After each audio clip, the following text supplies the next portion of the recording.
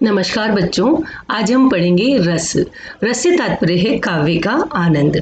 काव्य को जब पढ़ते सुनते हैं तो पाठक और श्रोता के मन में या दर्शक के मन में जो स्थायी भाव रस के रूप में परिणित हो जाते हैं वही रस कहलाता है या वही आनंद होता है।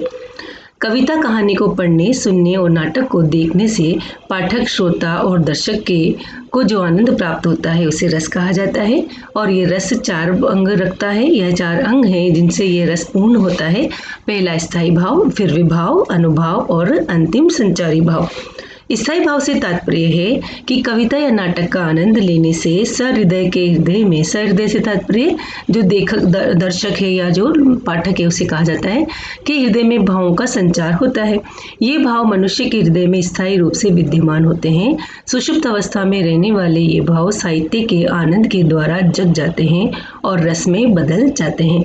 हर मनुष्य के हृदय में कुछ भाव स्थायी रूप से रहते हैं, पर जब उनके अनुकूल परिस्थितियां उपस्थित होती हैं तो वह रस के रूप में परिणित हो जाते हैं। उन्हें ही स्थायी भाव कहा जाता है। इसके बाद है विभाव। विभाव का शाब्दिक अर्थ है भावों को विशेष रूप से जगाने वाला, अर्थात वे कारण, विषय और वस्तुएं जो सहृदय के हृदय में सुप्त पड़े भावों को जगा देती है। यानी कि जो स्थायी भाव है जो मनुष्य के हृदय में हमेशा रहते हैं, परंतु कुछ परिस्थितियां ऐसी उत्पन्न होती हैं जिससे कि वह सुप्त भाव जाग जाते हैं। उन्हें ही विभाव कहा जाता है। उन परिस्थितियों को, उन कारण को, उन विषयों को, उन वस्तुओं को विभाव कहा जाता है। और ये विभाव के भेद बताए हैं आलम्बन विभाव और उद्दीपन विभाव। आलम्बन विभाव वे वस्तुएं और विषय जिनके सारे भाव उत्पन्न होते हैं। आलम्बन यानी सहारा, उन्हें आलम्बन विभाव कहते हैं। आलम्बन विभाव के भी 2 भेद हैं जिसे कहा जाता है आश्रय और विषय।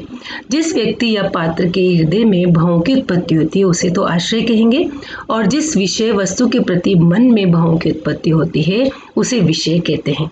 जैसे अपने भाइयों और साथी राजाओं के एक एक कर मर जाने से दुर्योधन विलाप करने लगा। यहाँ दुर्योधन तो है आश्रय, क्योंकि इसके ही मन में भाव उत्पन्न हुआ। फिर है भाइयों राजाओं का एक एक कर मर जाना, यह विषय हुआ, क्योंकि इनके कारण जिन वस्तुओं के प्रति मन में भावों की उत्पत्ति होती, जिस विषय वस्तु के प्रति, तो यहाँ पर भाई और राजाओं के एक एक करके मर जाना ही उसका विषय हुआ।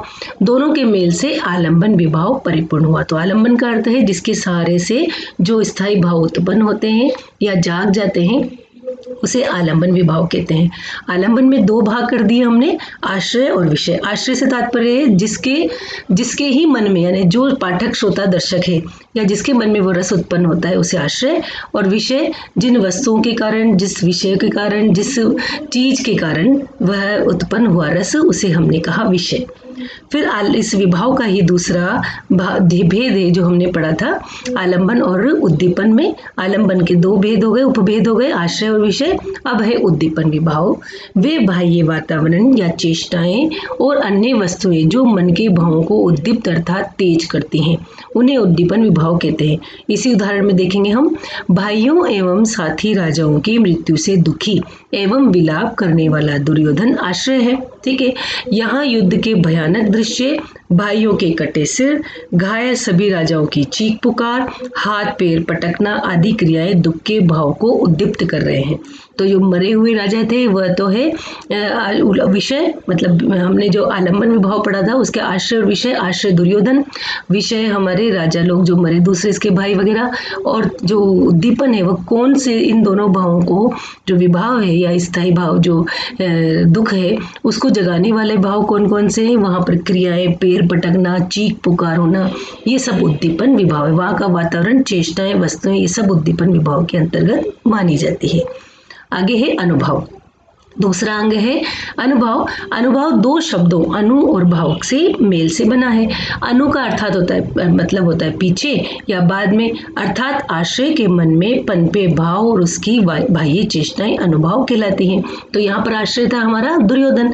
देखो इसी उदाहरण को हम जैसे कहेंगे कि जैसे अनुभव में कि पीछे बाद में, अर्थात जब आश्रय के मन में या मतलब दुर्योधन के मन में ये भाव जाग गया कि उसे दुख हो रहा है, बहुत दुखी और विलाप हो रहा है, तो वह विलाप करना, उसका रोना, पीटना, चीखना, पश्चाताप करना, ये सब अनुभव की श्रेणी में आएंगे। दूसरे उदाहरण से देखते हैं हम, चुटकुला सुनकर हंस पड़ना, तालियां बजाना आदि चेष्टाएं अनुभाव है। चुटकुला सुना, चुटकुला सुन करके जो आश्रय विभाव था वह हंस पड़ा, तालियां बजाने लगा और वह सब जो भी उसने चेष्टाएं की वह अनुभाव की श्रेणी में आता है। इसके बाद है संचारी भाव। संचारी भाव इसके शब्द से ही पता चल रहा है संचरण करना यानी आना जाना, जो आता है और जाता है। आश्रय के चित्त में स्थायी भाव के साथ आते जाते रहने वाले जो अन्य भाव आते रहते हैं उन्हें संचारी भाव कहते हैं। इनका दूसरा नाम है अस्थिर मनोविकार। चुटकुला सुनने से मन में उत्पन्न खुशी, दुर्योधन के मन में उठने वाली दुश्चिंता, शोक, मोह आदि संचारी भाव है। जो उसके मन में जो भाव आ रहे हैं जा रहे हैं, कभी शांत होते हैं कभी बढ़ जाते हैं, उन्हें संचारी भाव कहेंगे। जो वो चेष्टाएं करते हैं उन्हें अनुभाव कहेंगे। और जिन लोगों को देख करके उसके मन में दुख या विलाप हुआ उसे हम कहेंगे विषय लंबन विभाव, विषय विभाव। और आश्रय खुद दुर्योधन हुआ और इसके बाद हमारा आएगा चिंता, दुख, चिंता, ये सब संचारी भाव के अंतर्गत मान ली जाएगी। संचारी और स्थायी भाव में अंतर। अब प्रश्न उठता है कई बार कि संचारी भाव और स्थायी भाव में क्या अंतर है। जब आपने कहा संचारी भाव में कि जो भाव उठते हैं, तो भाव उठने का मतलब तो हमने स्थायी भाव भी बताया, तो यहाँ पर अंतर बताने के लिए कहा कि संचारी भाव तो बनते और बिगड़ते रहते हैं, मतलब एक भाव उठता है एक भाव बैठता है, ये 33 प्रकार के होते हैं, जबकि स्थायी भाव केवल 9 प्रकार के हैं। जबकि स्थायी भाव अंत तक बने रहते हैं और स्थायी भाव जो ये उठते बैठते हैं, संचारी भाव मतलब कभी खत्म होते हैं कभी वापस उत्पन्न होते हैं, संचरण होता रहता है। जबकि जो स्थायी भाव है वह अंत तक बने रहते हैं, हमेशा एक जैसे ही रहते हैं, उन्हें संचारी भाव स्थायी भाव कहा जाता है।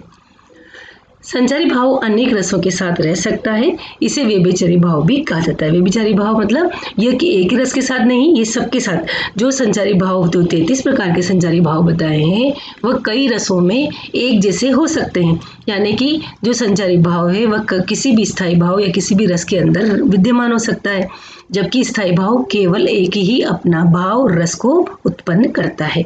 तो यहाँ पर ये संचारी भाव और स्थायी भाव में अंतर बताया गया। धन्यवाद।